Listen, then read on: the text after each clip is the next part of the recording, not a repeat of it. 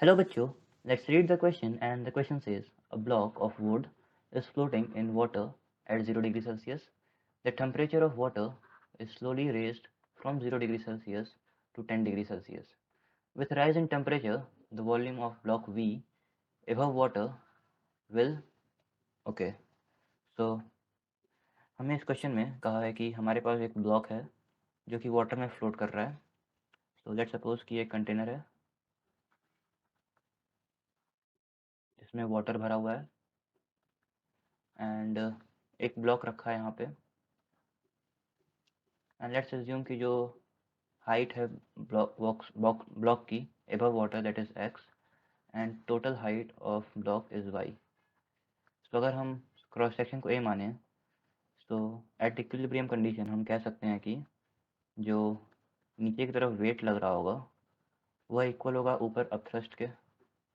So weight equal upthrust and जो wait है उसको हम लिख सकते हैं mass into gravity and mass को हम लिख सकते हैं volume into density. So volume of block is y into a, that is length into area into rho of solid into g equal upthrust. And upthrust सिर्फ उसी part की वजह से रहेगा जो कि इमर्स्ड है, दैट इज इस पार्ट की वजह से. So that will be y minus X into rho of water into G.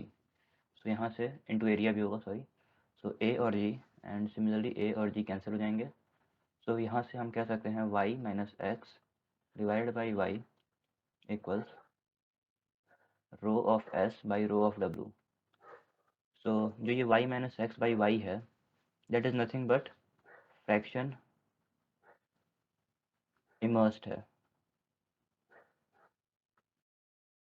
सो अगर fraction immersed rho S by rho W है एंड वी नो दैट कि जो वाटर का डेंसिटी होता है rho W it increases from 0 to 4, 0 degree Celsius to 4 degree Celsius water का density बढ़ता है and then decreases from 4 degree Celsius to 10 degree Celsius.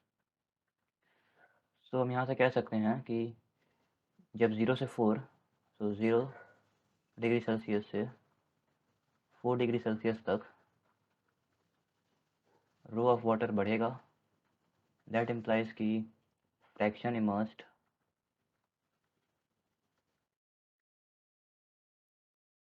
Decrease करेगा. सो दैट इम्प्लाइज कि फ्रैक्शन अबव वाटर वो increase करेगा. And अगर similarly 4 degree Celsius से 10 degree Celsius की बात करें तो उस समय rho W that is density of water decrease करेगा, फ्रैक्शन इमर्स्ड इंक्रीज करेगा and fraction above water decrease करेगा.